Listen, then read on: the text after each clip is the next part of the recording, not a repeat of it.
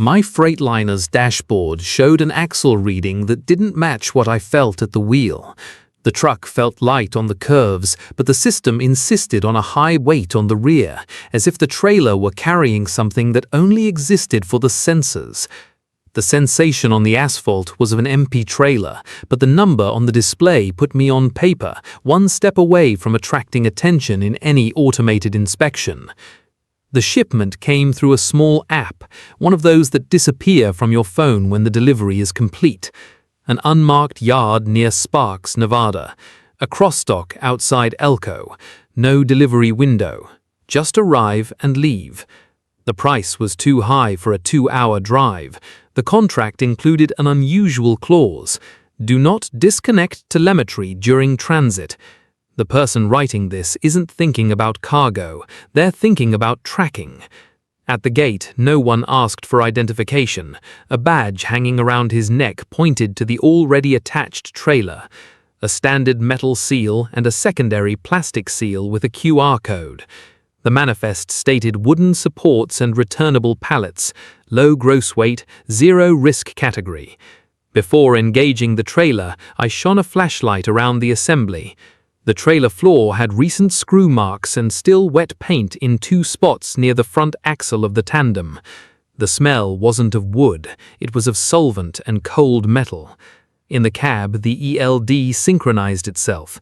An unnamed pop-up confirmed updated configuration. The truck recognized the trailer and downloaded a telemetry package I'd never seen before. Something related to axle load and compliance priority. The package installed in seconds, without a password or confirmation. After that, some menu options were grayed out, as if I had become a guest user of my own equipment. The first mile already brought discomfort. The steering felt too loose for a theoretically empty trailer. Even so, the load display indicated almost the legal limit. That wasn't just strange, it was dangerous because the balance contradicts what the system registers, not what the body perceives. As I exited Sparks, a grey sedan pulled up behind me and stayed there. It didn't overtake, it didn't move, it didn't change its distance. With each lane change, it adjusted its position as if it were aligned with my differential, waiting for me to make a specific move. The sedan's shadow left me no room for spontaneous decisions. I chose my lane like someone choosing words in a testimonial. At 15 minutes, the panel indicated tire pressure calibration on the trailer. I didn't have tire pressure sensors on that trailer. Still, the reading appeared, and with it, the axle load changed, as if someone had turned an invisible knob under the asphalt. I pulled over to a wide shoulder and slowly circled the vehicle around. The air valves were normal. The tires seemed inflated. No leaks. The sedan also stopped some distance away, hood pointed towards me. No doors opening, no headlights turning on, just its presence. The wind was blowing from the side, and the vehicle responded as if there were no inertia. Even so, the system registered me as heavy. It was the first contradiction a researcher would never see because it doesn't appear in reports. What immediately caught my eye were 2 new covers on the connection boxes near the ABS harness. The Torx screws were gleaming, and the plastic was far too clean for a pallet trailer. It looked like a quick swap done by someone who didn't want to leave any marks. Besides the new caps, I noticed the tire valve caps had a tiny mark, an almost invisible red dot. Caps like that are used to identify batches, but there they looked like antennas. The idea that they were reading and transmitting something directly from the tires made me understand why the dashboard was inventing calibrations. Someone was injecting load data from what the system believed to be a pressure sensor. I turned back and continued on. It felt like driving a well-constructed lie. With every bump in the road, the truck responded as if it were empty, but the system registered a high load, and the app insisted on constant speed, as if that was part of the contract and not a request. Near Wadsworth, a weighbridge sign appeared, and the bypass transponder on the windshield lit up green. I hadn't even requested a bypass. The green light came on too quickly, as if the outcome had already been decided before I arrived, and that doesn't happen by chance. The green light gave me a bad feeling. Someone had already adjusted my risk for that weighbridge before I even existed, and if they adjusted it once, they can adjust it as many times as necessary. In the ELD event panel, a line appeared and disappeared in seconds. Axle profile updated. I tried to pull up the history, and the screen returned managed configuration. I was following the track, but someone somewhere had their hand on my axle profile. The mechanics of the crime became clear without me even opening the trailer. They weren't hiding cargo from customs officials. They were manipulating what the system believed to be cargo. If the risk algorithm sees a normal truck, it doesn't call for inspection, and a modern weighbridge follows the algorithm. The scam was to use these signals to feed compliance platforms for trucking companies and insurers, creating a perfect history that authorized routes and cargo values that in the real world would trigger a human audit. I'd heard stories of people tampering with the steering wheel, but this was more sophisticated. The trailer carried an electronic heart that could lie about weight, pressure distribution, and even the exact moment I could have stopped. I was an easy link to replace. And that's precisely why I needed to act as if I didn't notice. A driver who notices becomes a variable. A variable becomes a problem. On the screen, the trailer alternated between numbers, as if breathing. I saw the change happen in specific sections, before traffic control signs, before yard entrances, before cameras. It wasn't random, it was geofencing. The grey sedan disappeared without overtaking. A dark SUV appeared ahead and maintained the same distance from my tailgate for too long, as if pulling me by a thread. My phone rang from a blocked number. I didn't answer, and the app recorded an unauthorized stop registered while I continued moving. The message in the app didn't need to be true, it needed to be registered.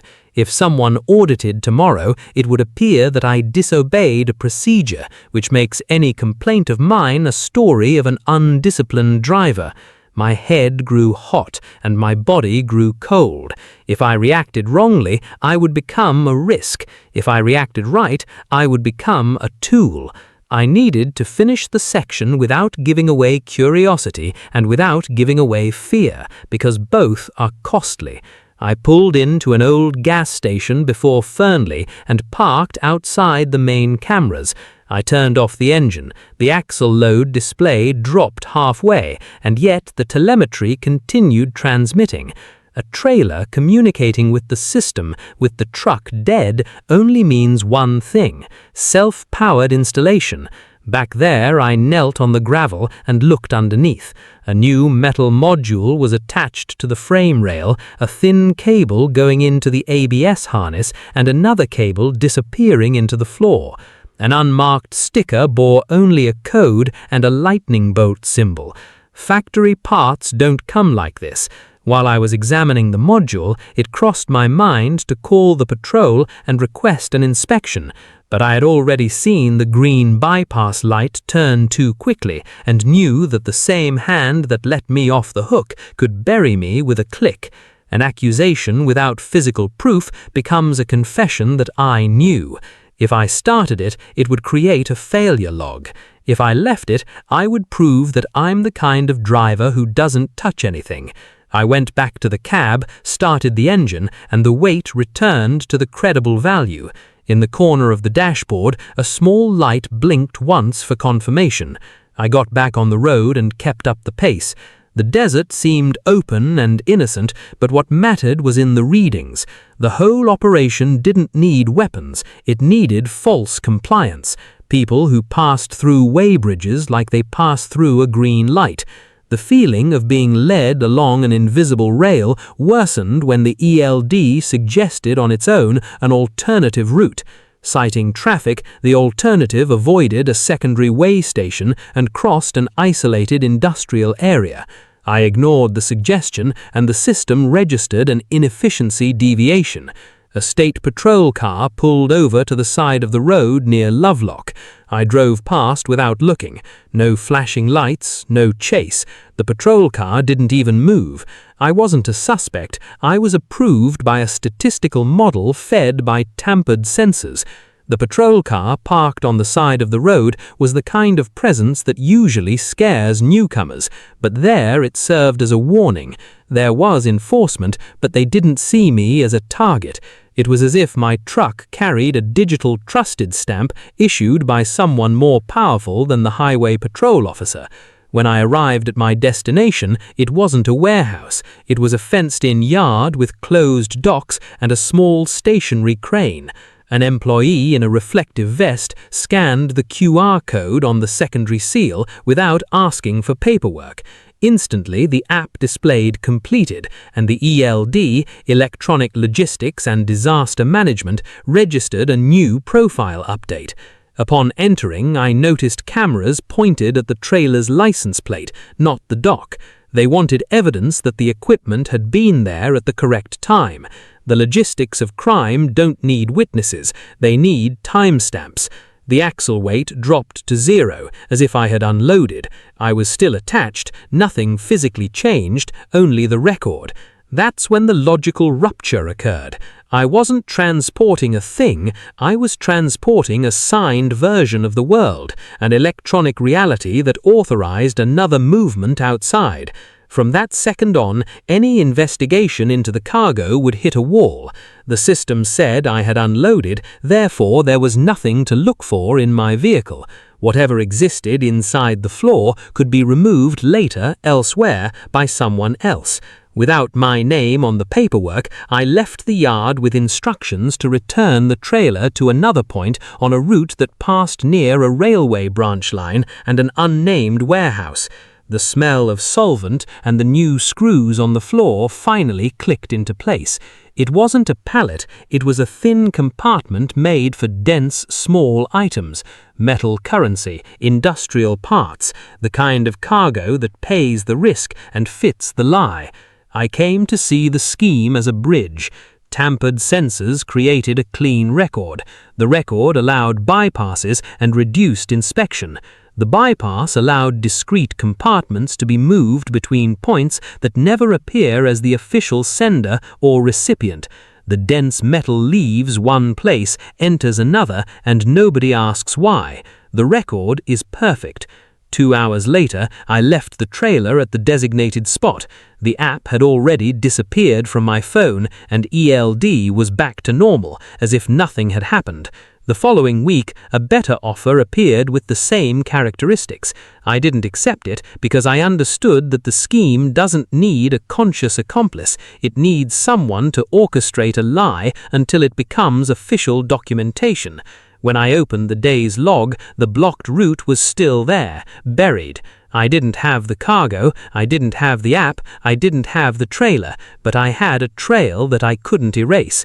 That's how they trap a driver, not with handcuffs, but with a history that can be interpreted when it suits them.